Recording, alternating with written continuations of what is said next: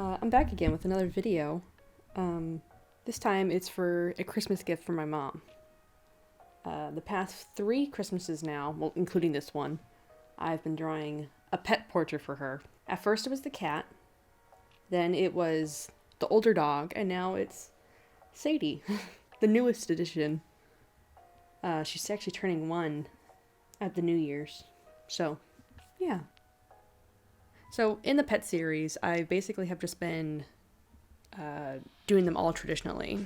So I have a sketch, just like the one on the screen, and it'll be like a watercolor board, and I typically would just use either watercolor or acrylic inks and then go in with colored pencil and, make a picture.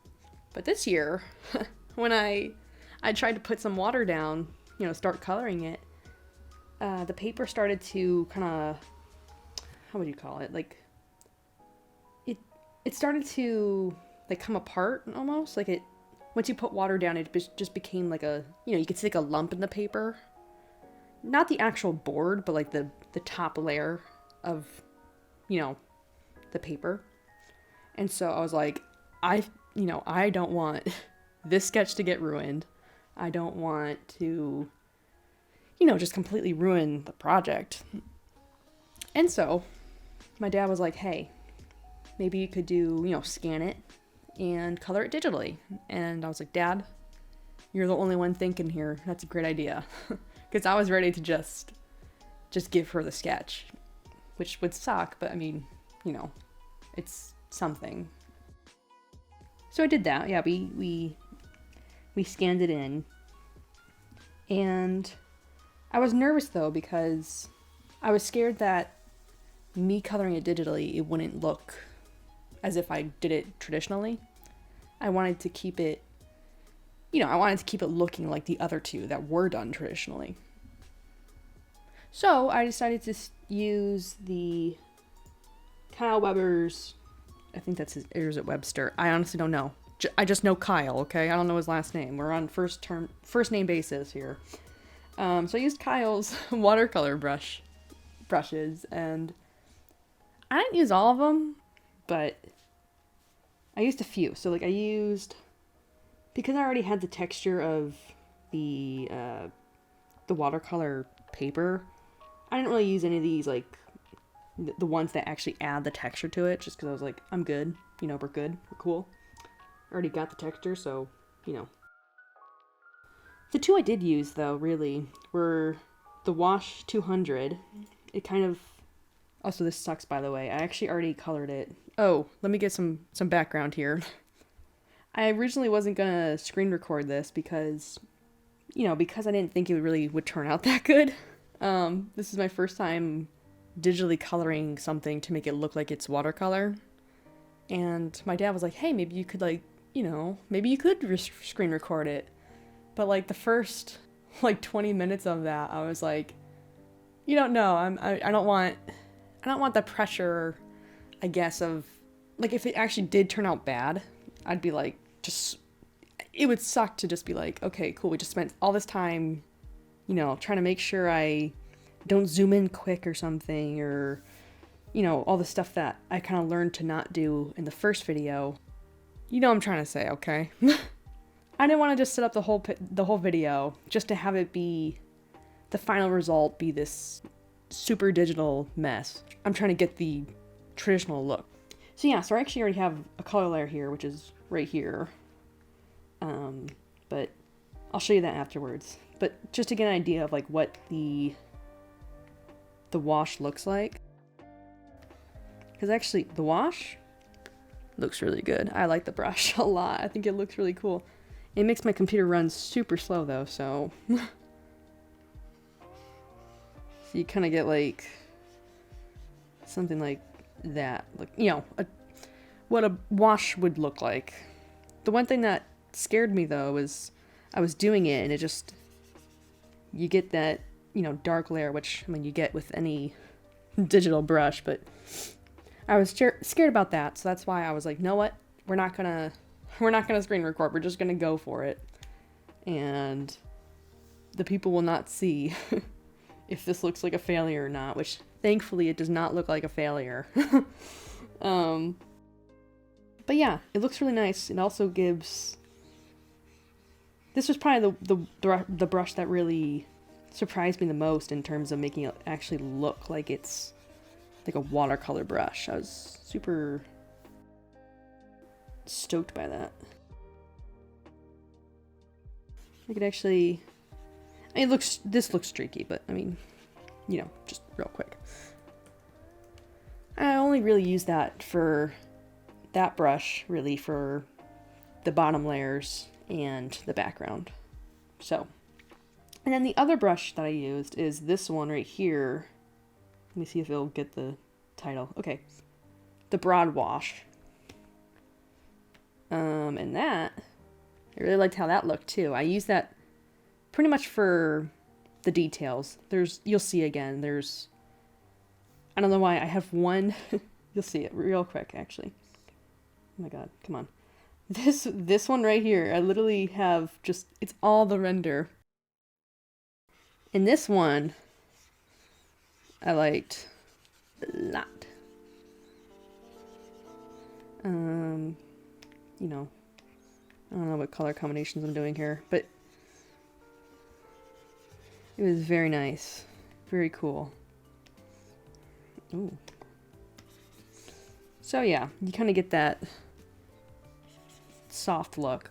You'll see it. I'll show you. So I basically, just to kind of give an idea, used those two brushes. And I didn't really use the other ones because I didn't want to. I'm pretty much... Typically, I feel like I don't know about you, but I download so many free brush packs and I go through them all just to only use like 2 of them. And maybe just one. Like, it's not good.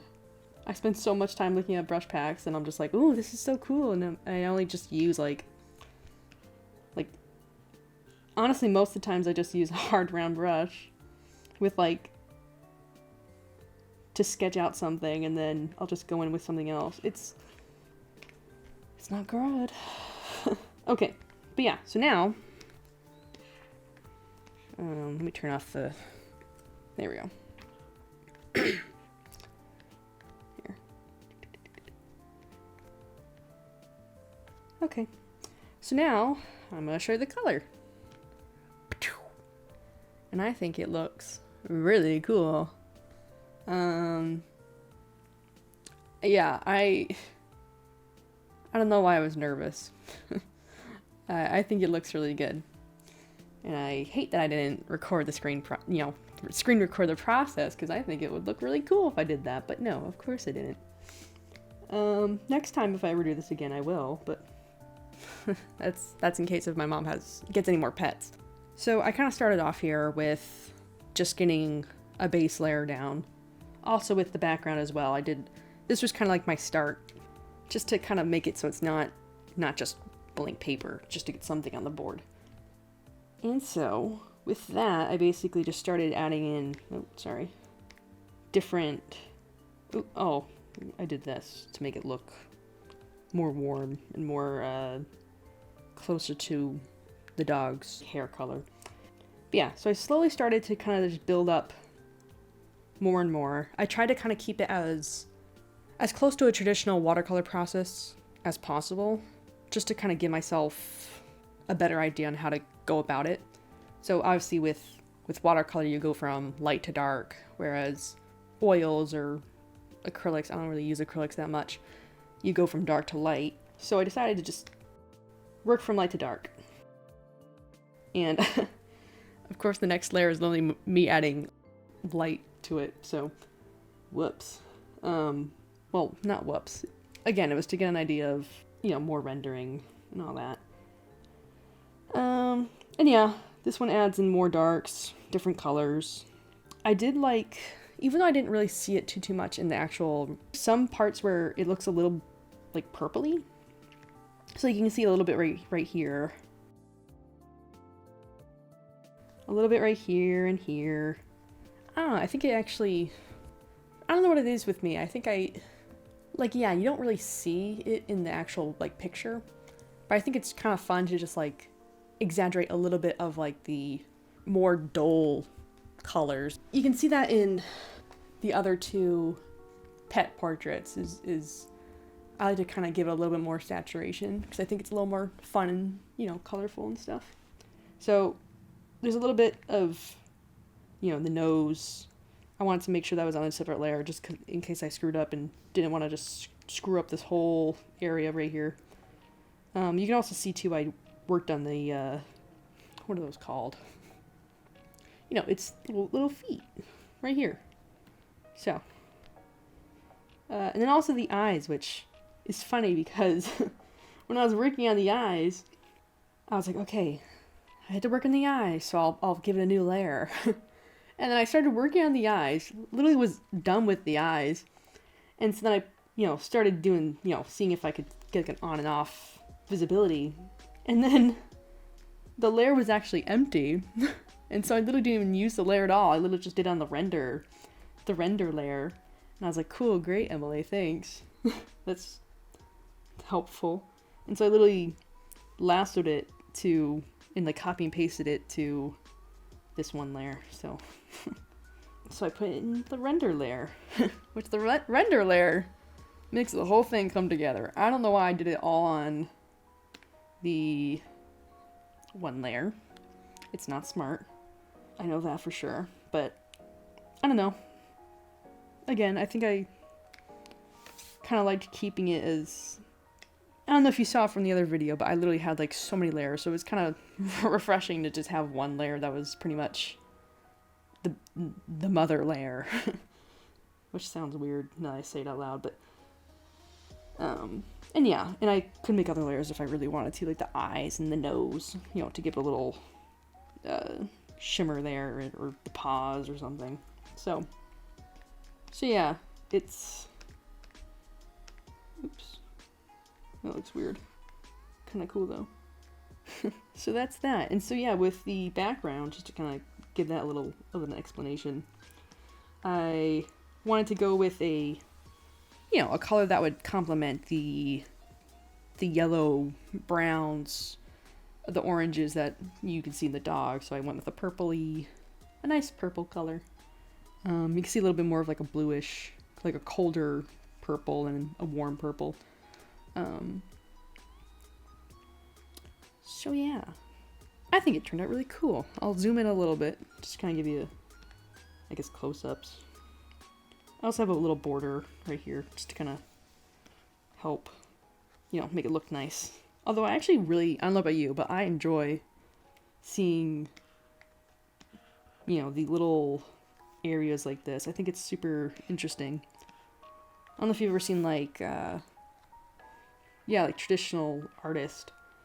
They'll be like doing like backgrounds or something. And I always just love looking at the edges, which is probably one of the least important parts of the actual drawing is the messy edges. But I just love the way it looks. But yeah, I'll give you a little close up.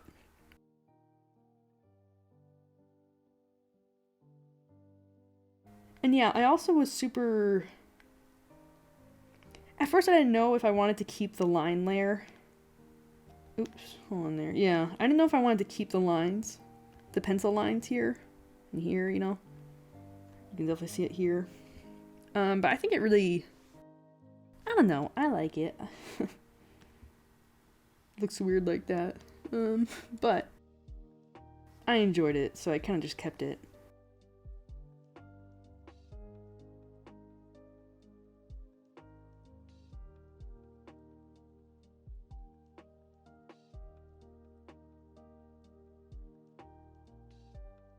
Yeah, that is one thing that's always so interesting with doing these every year is when I first get to it, I always feel like I'm like, oh no, Emily, like this won't look good.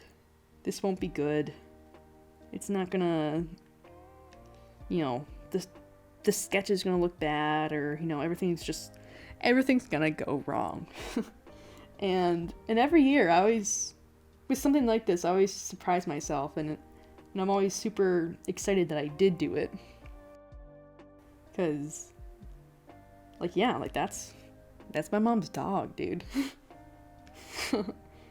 And and like seeing all like the different highlights on like the ears and stuff, and you know, even like the eyes, just seeing like, you know, the little reflections.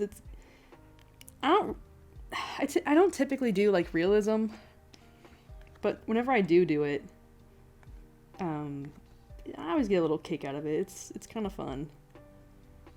But I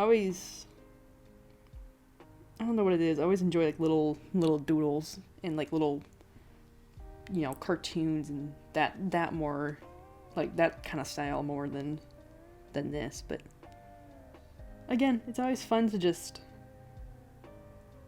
you know, show some realism.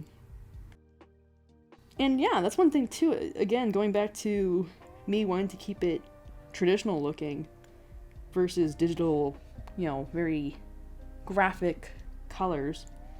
This does honestly look like I did it traditionally, and I'm super happy about that. Yeah, it was a lot of fun. I think it only took me... Again, I think it only took me maybe... okay, the sketch, I'm pretty sure it took me roughly 4 to 5 hours. I did it in like a day. Which I was like, damn girl, you're good. I was like, hell yeah.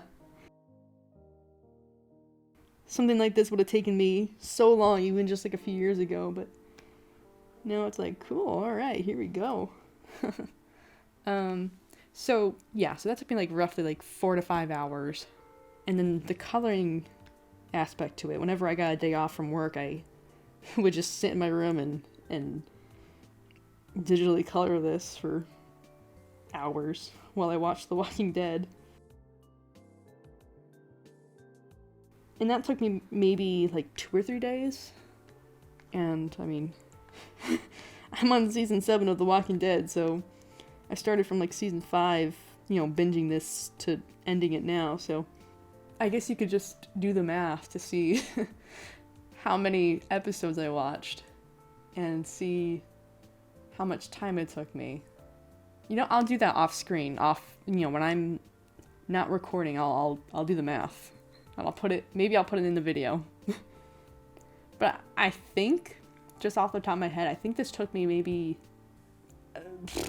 I don't know, maybe 20 to 25 hours? Like the whole process, not just coloring. But again, I will have to do my research and the calculations to see all the times I was watching Rick Grimes. Hi, it's future me here. I actually did do the math. So I watched 1,826 minutes, and dividing that by 60, I get 30.4 hours. But here's the thing though. So I don't think I watched every single one while I was drawing. I would say roughly, like, I must have watched maybe like 4 or 5 when I'm like eating dinner or something, or, you know, whatever.